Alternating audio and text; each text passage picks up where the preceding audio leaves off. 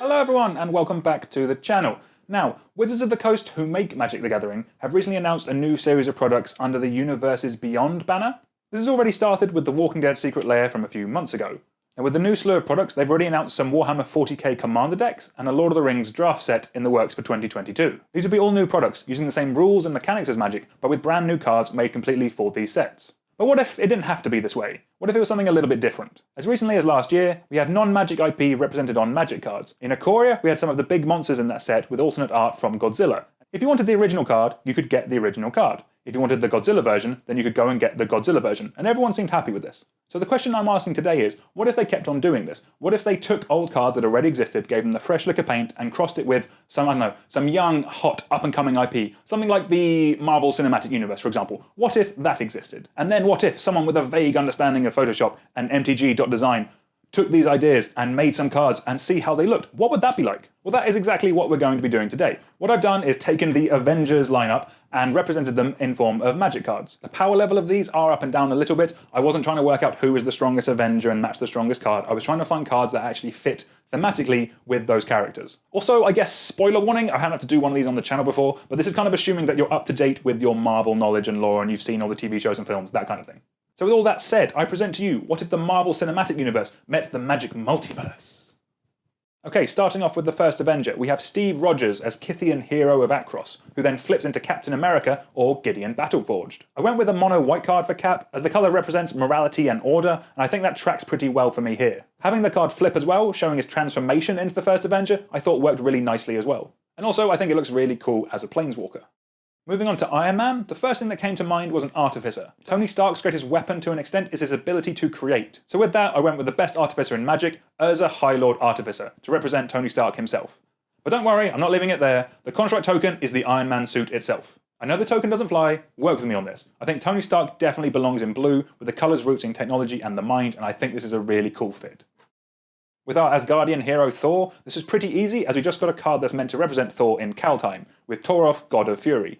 Big and lightningy, I think it works pretty well. And what's even better, it flips over into Rolf's Hammer, or Mjolnir. I hope I pronounced that right. I'm pretty fine as well with Thor being mono red, especially early Thor who's all impulse and rushing into things, and that sounds pretty red to me. Okay, smash time with the Incredible Hulk. For this, I was looking for something big that could rip up parts of the scenery and throw them around, which means that to me it had to be Borborygmus Enraged. Gruul seemed an obvious fit here. Impulse, chaos combined with instinct and nature. To me, that is the Hulk, and the fact he can Hulk smash you in the face by throwing a land at you works all the better. The Scarlet Witch was a bit of a tricky one for me, but I settled on Kess Dissident Mage. She's been kind of selfish at times, so I think the Black Pip inclusion is justified. Combined with the impulsiveness and short-sightedness of red, and with the intellect and logic of blue, I think is a good fit. Also, that flavour text from Kess I think is pretty spot on right now. Next up is Doctor Strange. There's a number of different wizards out there that Doctor Strange could have been, but I went for Jodah Archmage Eternal. Reality doesn't really have a colour in Magic. When it's been done, it kind of affects everything. So in my head, I expanded everything to be all 5 colours, so Jodah plays nicely into that. Moving on to Black Widow, there could only be one choice for me, and that's Yuriko, the Tiger's Shadow. A smart and deadly assassin, she fits right into Dimir, and I think you could very easily see her leading a shadowy ninja-style commander deck. We've got a tag team for you next with the Winter Soldier and Falcon as Akiri Lineslinger and Ishai Ojutai Dragonspeaker. I think the colours and abilities work pretty well with what we're after. Winter Soldier as Akiri cares about some artifacts or guns, and Falcon as Ishai flies. And what's better is you can team them up to make the red, white and blue of Great Britain. No, sorry, America. I meant America.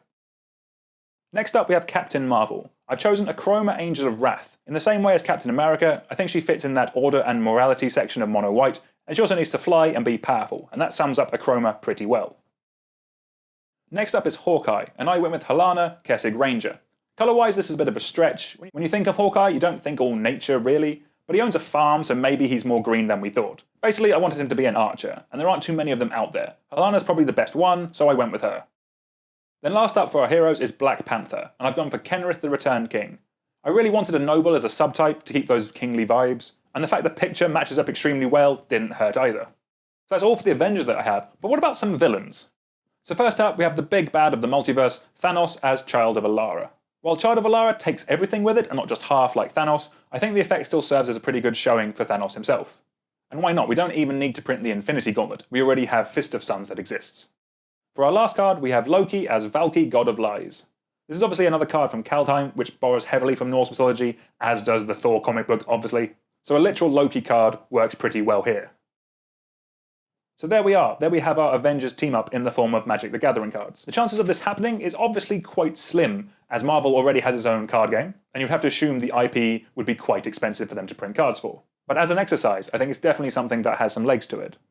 So you may have noticed that some Avengers are missing, and that's where I'm going to hand it over to you. Please let me know down in the comments below which Magic card you think specifically could be something like Spider-Man or any of the other Avengers that I've missed. The best ideas I'll turn into cards and release them as shorts in the coming days so you guys can see how they look. But do let me know what you guys think of these cards. For people out there who don't play as much Magic but like the Marvel Cinematic Universe, would these cards make you want to play Magic? That's an interesting thought experiment, especially as that's kind of where they're going with, I think, the 40k and the Lord of the Rings ones that we're having. I think they're trying to branch out and bring people into the game by using the mechanics that's already there and combining it with IPs that people already know. You can definitely tell where they've tried to get IPs for things before. With the Godzilla cards, there was definitely a King Kong card, which wasn't King Kong, I'm assuming because they couldn't get the rights. The next Magic the Gathering set is Strixhaven, which is a very unashamedly Harry Potter-esque set. We'll do more of a deep dive on the Universes Beyond stuff when we actually get more information about it. We've only had an announcement so far. When we actually start seeing cards or seeing product, that's when we'll kind of go into it in a bit more detail. But until then, thank you very much for watching, everyone. Like, share, subscribe, all that good stuff, and I will see you next time. Goodbye.